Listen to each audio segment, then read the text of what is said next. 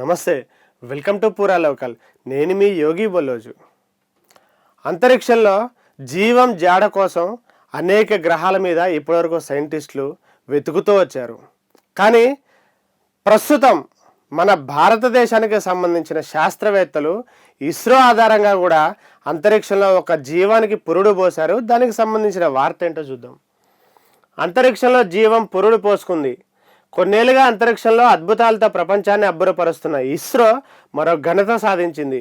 అంతరిక్షంలో జీవ సృష్టి చేసి చూపించింది. స్పేడెక్స్ మిషన్లో భాగంగా PSLV C60 orbital experiment module అనే దాని ద్వారా డిసెంబర్ 30న అంతరిక్షంలోకి పంపిన అలసంద విత్తనాలు కేవలం 4 రోజుల్లోనే మొలకెత్తాయి. Compact research module for orbital plant studies technology ద్వారా ఈ ప్రయోగాన్ని ఇస్రో నిర్వహించింది. ఇది విజయవంతమైంది కూడా చెప్తా ఉంది. సూక్ష్మ గురుత్వాకర్షణ పరిస్థితుల్లో విత్తనాల అంకుర మనుగడ ప్రక్రియను అధ్యయనానికి ఉద్దేశించిన ఆటోమేటెడ్ వ్యవస్థ అయిన CROPS పేలోడ్ను విక్రమ్ సారాభాయ్ అంతరిక్ష పరిశోధన సంస్థ అభివృద్ధి చేసింది. ఇందులో భాగంగా 8 అలసంద విత్తనాలను నియంత్రిత వాతావరణంతో కూడిన బాక్సులో ఉంచారు. వాటికి నిరంతరం ఖచ్చితత్వంతో కూడిన వెలుతురు అందేలా జాగ్రత్తలు తీసుకున్నారు. విత్తనాల్లో జరుగుతున్న మార్పులు చేర్పులను కూడా హై రెజల్యూషన్ ఉన్న కెమెరాతో క్యాప్చర్ చేశారు. ఇమేజింగ్, ఉష్ణోగ్రత, CO2 సాంద్రత, ఆర్ద్రత వంటి వాటి తనిఖీని తదితరాల ద్వారా ఎప్పటికప్పుడు పర్యవేక్షిస్తూ వచ్చారు. 4 రోజుల్లోనే విత్తనాలు మొలకెత్తడంతో సైంటిస్టులు ఆనందోత్సాహాల్లో తేలిపోతున్నారు. అంతరిక్షంలో జీవం పురుడు పోసుకుంది. ప్రయోగం విజయవంతమైంది.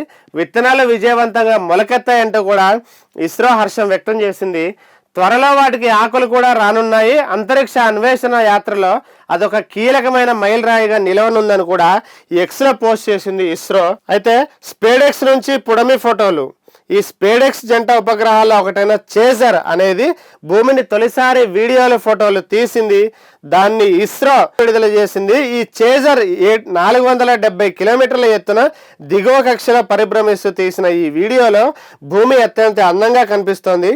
ఉపగ్రహం తాలూకు అత్యంత అధునాతనమైన ఇమేజింగ్ సామర్థ్యంతో పాటు అత్యంత కీలకమైన తదుపరి దశ పరీక్షలకు దాని సన్నద్ధతకు ఈ వీడియో నిదర్శనం అని కూడా ఇస్రో ఒక ప్రకటనలో పేర్కొంది.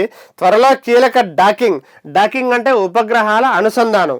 ఈ డాకింగ్ పరీక్షకు చేజర్, టార్గెట్ శాటిలైట్ సన్నద్ధం అవుతున్నాయని కూడా చెప్పారు. వీలైతే దాన్ని జనవరి 7న నిర్వహిస్తామని ఈ ఇస్రో చైర్మన్ ఎస్ సోమనాథ్ ప్రకటించడం మనకు తెలిసిందే. ఈ పరీక్ష విజయవంతమైతే డాకింగ్ పరిజ్ఞానం ఉన్న అమెరికా, రష్యా, చైనా ఈ దేశాలతో పాటు భారత్ కూడా అన్నిటి సరసన చేరుతుందని, గగనయాన్ మొదలుకొని పలు భావ్యంతరిక్ష పరీక్షలకు డాకింగ్ పరిజ్ఞానం కూడా చాలా కీలకం కానుందని కూడా ఇస్రో ప్రకటించింది. ఇవి ఇప్పటివరకు అప్డేట్స్. మిగతా అప్డేట్స్ కోసం చూస్తూనే ఉండండి పూరా లోకల్.